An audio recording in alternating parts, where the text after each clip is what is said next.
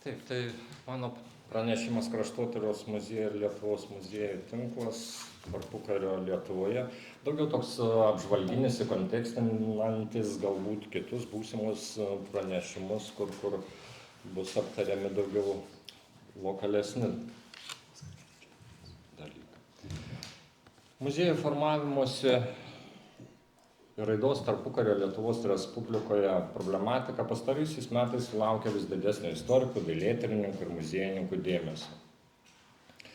Tyrėjų publikacijose analizuojama tiek bendra Lietuvos muziejininkystės raiška, tiek ir atskirų muziejų istorija rinkiniai.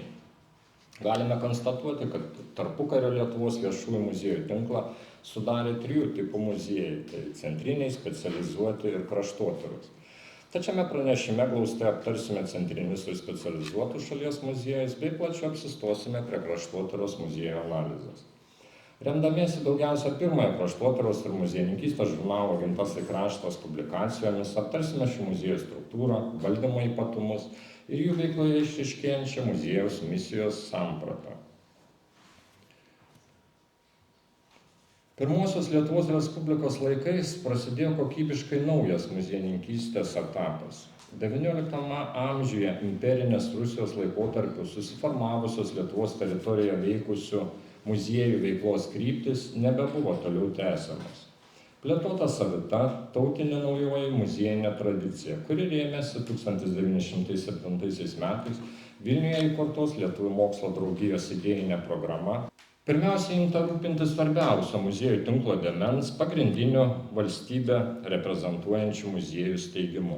1921 metais Lietuvos kariuomenės vado įsakymu buvo įkurtas ir vasario 16 dieną Kaune duris atvėrė centralinis karo muziejus, kurio uždavinys, kaip buvo rašoma, cituoju, atvaizdinti lietuvių kovas dėl nepriklausomybės.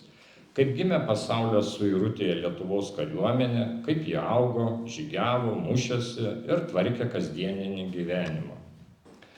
Tais pačiais metais Lietuvos meno turtams saugoti Lietuvių meno kūrėjų draugijos iniciatyva gruodžio 14 dienos steigiamos Seimo įstatymu buvo įkurta Čiurlionės vardo galerija. Tai buvo padėti 2 centrinių, tik skirtingų profilių istorijos ir meno muziejų pagrindai. Tačiau pavieniui jie neatspindėjo ideologiškai puoselėjimo Lietuvos valstybės ir lietuvių tautos istorijos pasakojimo lūkesčių. Brėžiant vieno tautos muziejaus viziją, kurioje, cituoju, mūsų praeitis būtų iškelta ir dabarties darbai tautos laisvei ir geroviai būtų sustiprinti ir busimosioms kartoms būtų nušviesti keliai į tautos ateitį, tik 4-ojo dešimtmečio pradžioje buvo subręsta realizuoti šiuos lūkesčius. Akstinu tam tapo Vytauto Didžiojo 500-ųjų mirties metinių minėjimas 1930 metais. Tų pačių metų pabaigoje pradėta tautos muziejaus, Vytauto Didžiojo muziejaus statyba. Naujai projektuojamas statinys turėjo tapti tautos ir valstybės vienijimo simboliu, o savo architektūros stilistiką atitikti bendrą tautišką pobūdį. 1936 metais Seimas priėmė Vytauto Didžiojo muziejaus įstatymą, pagal kurį, cituoju, muziejus paskirstomas į 2, vienas nuo kito nepriklausomų muziejų – kultūros ir karo. Pirmasis yra švietimo, antrasis krašto apsaugos ministerijoje žinioje. Abugi priklauso ministerijų kabinetui, kuris skirsto tarp jų lėšas. Toks 2 skirtingų profilių ir skirtingų savo misijų muziejų kurdinimas viename pastate ir susiejimas bendru pavadinimu sulaukė nevienareikšmiško vertinimo ir žurnale Gimtasis kraštas. Cituoju. Nemažesnis kirminas mūsų muziejininkų tarpe yra beprasmis konkurencinis antagonizmas. Paralelizmo pavyzdžių nereikia ieškoti negretimose parapijų muziejuose. Užtenka Vytauto Didžiojo muziejus, kur tik durys skiria visai vienodos paskirties rinkinius, priklausančius 2 paskirčių muziejams. Tai šalia kultūros muziejaus puikiai sutvarkytų prieš istorinio skyriaus eksponatų, taip pat puikiai sumaniai ir pavyzdingai tvarkomo karo muziejaus pusėje įstatyti, nekonservuoti, smėlį suguldyti ir su gramazdiškiausiom etiketėm archeologiniai radiniai. Mes patys, ypač tie, kurių supratimas ir orientavimas iš šioje srityje šiek tiek menkesnis, To paralelizmo ir nepastebime. Baika dar būtų, kad tai pastebėtų ir vietiniai šiame dalyke nusimana žmonės, bet reikia atsiminti, kad muziejus lanko ir užsienio žmonės, kurių Lietuvoje netrūksta. O jų tarpe pasitaiko nusimanančių ir net žinovų. Muziejinė Lietuvos sistemoje greta centrinių šalies muziejų atskirą ir gana reikšmingą dalį sudarė beveik išimtinai tik Kaune pradėję steigti specializuoti profiliniai muziejai, kaupę ir pristatę savo specifiką atitinkantį paveldą. Vienas pirmųjų tokio tipo muziejų buvo gamtininko Tado Ivanausko Kaune įkurtas zoologijos muziejus. Mokslo muziejų ratas išsiplėtė įsteigus Lietuvos universitetą, kuriame kaip tam tikri mokslo įstaigos, kabinetai muziejai, kuriasi gamtamokslinio pobūdžio botanikos ir anatomijos muziejai, o humanitarinių mokslų fakultete buvo įsteigtas Rašliavos muziejus.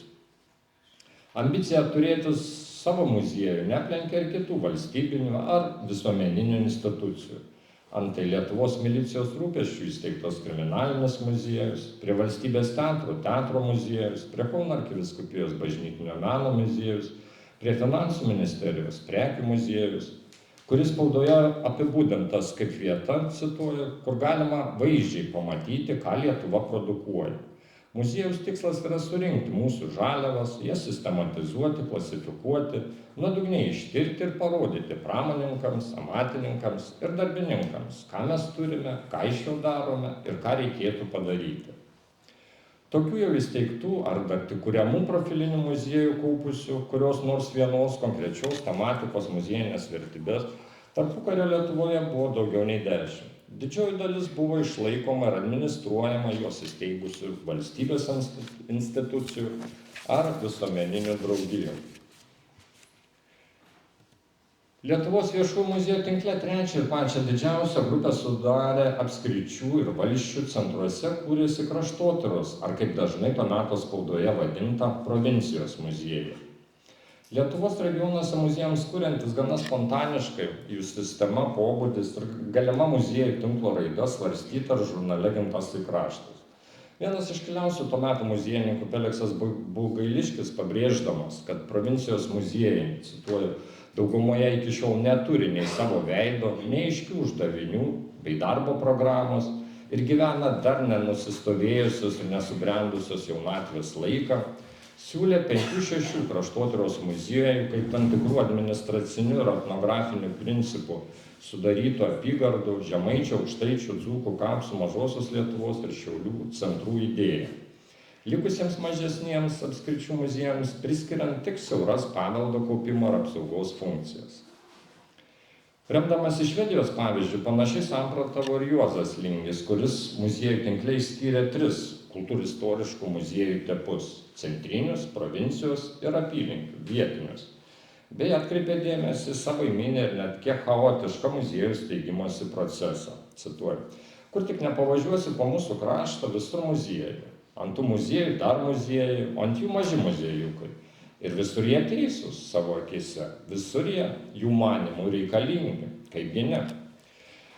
Tačiau kaip tik toks procesas ir išryškino kraštotyros muziejų specifiką, lyginant juos su centriniais ar dauguma specializuotų muziejų.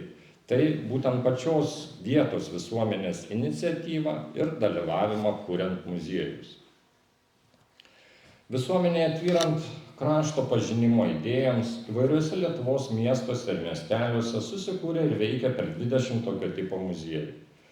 Didžiosios jų dalies steigimo iniciatoriai, regioninės krašto pažinimo, senovės mėgėjų draugijos, būreliai, kuopelės, Lietuvos krašto ir jo istorijos pažinimo draugijų gausoje išskirtinę vietą užėmė Šiaulių kraštotyros draugija. Jos iniciatyva ir pastangomis ne tik pradėtas leisti minėtasis žurnalas Gimtasis kraštas, bet ir surengti net 3 Lietuvos kraštotyrininkų ir muziejininkų suvažiavimai, kuriuose diskutuota, dalytasi patirtimi, kelti aktualūs muziejinės veiklos klausimai, telkta šalies muziejininkų bendruomenė.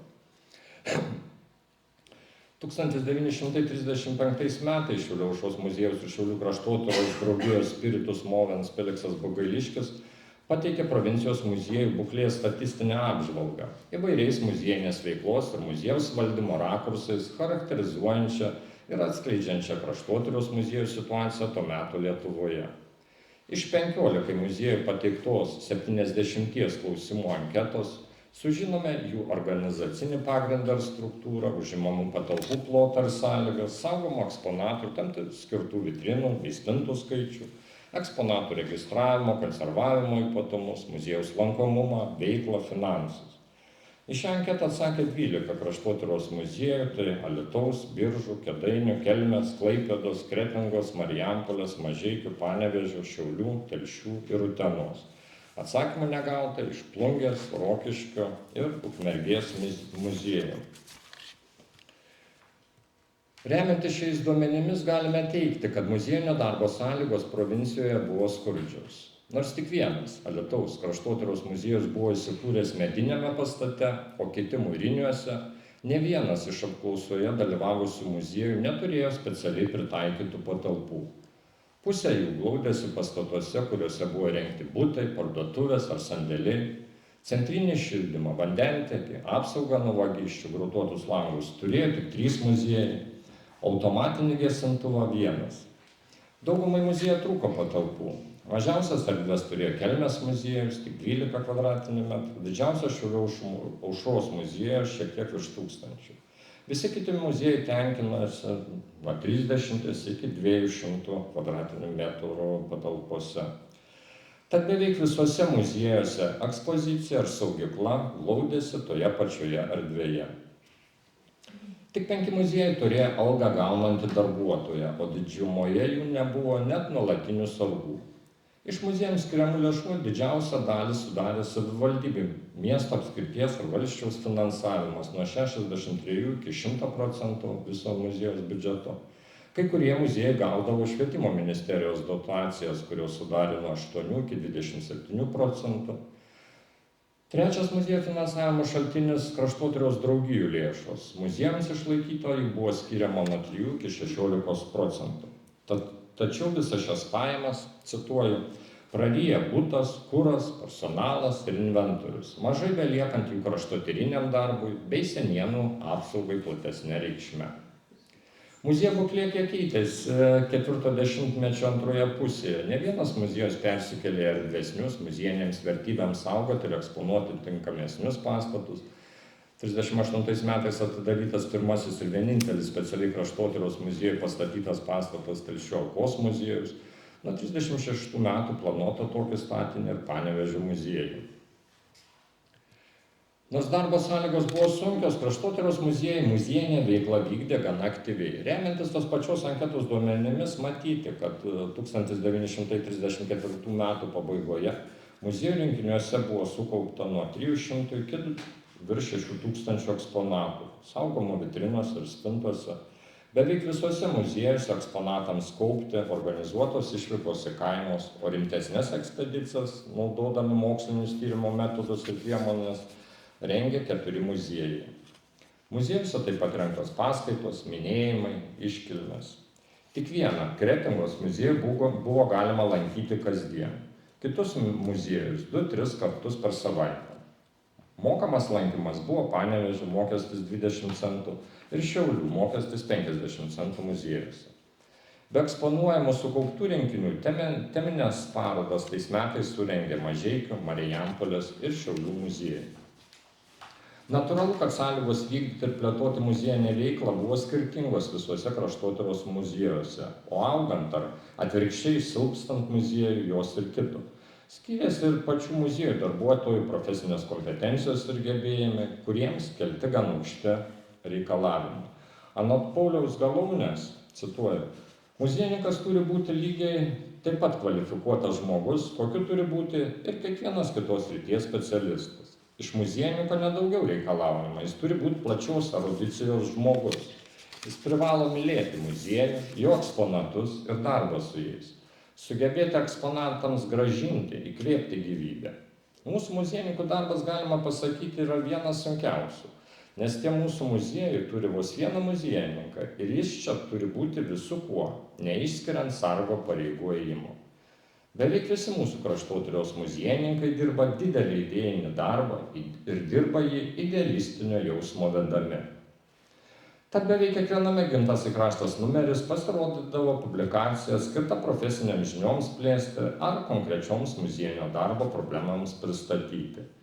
Nevengta ir aštriau aptarti muziejinime darbe pasitaikančio nemokšiškumo bei diletantizmo. Cituoju. Į muziejinius daiktus pažiūrėjus atrodo, kad jie gauti ir surinkti atsitiktinai. Imta, kas po ranka pakliuvo, kad tik senas daiktas būtų. Bet ne visa, kas sena, yra vertinga, pavyzdžiui, kad ir sena mazgotė. Renkame muziejų daiktus kaip kokias padaras. Pažiūri kokį pašalį ar sandėlį, stovi sugriozdyti dievuliai, ar gulia eilėmis lentynose, ir kad jie nors seni būtų. Dažnai jie vaizduoja vieną ar tą patį šventąjį.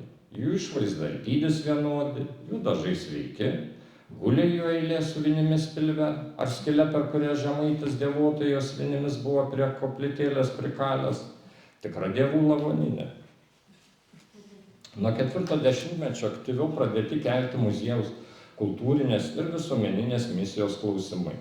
Brėžtos kraštotyros muziejaus vizijos, kurios grindė praktinę muziejų veiklą ir rinkinių formavimo gaires.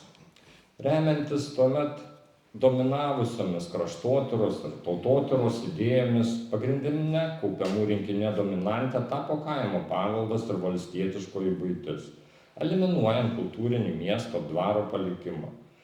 Tai atsispindėjo ir žurnalo puslapiuose, kur teigta, kad, cituoju, etnografijos mokslas gali tarpti steigiant muziejus, renkančius ir duodančius progos ir platesniosioms masėms pamatyti žmonių tipų, nors ar iš fotografijų, ar geriau iš manekenų bei stovylų, aprėdytų tautiškais apdarais, sykiu su jų ginklais, padargais, įrankiais, reikmenimis ir paprastojo gyvenimo aplinkos ir kultūrinių bei kilnesnių buities pasireiškimų.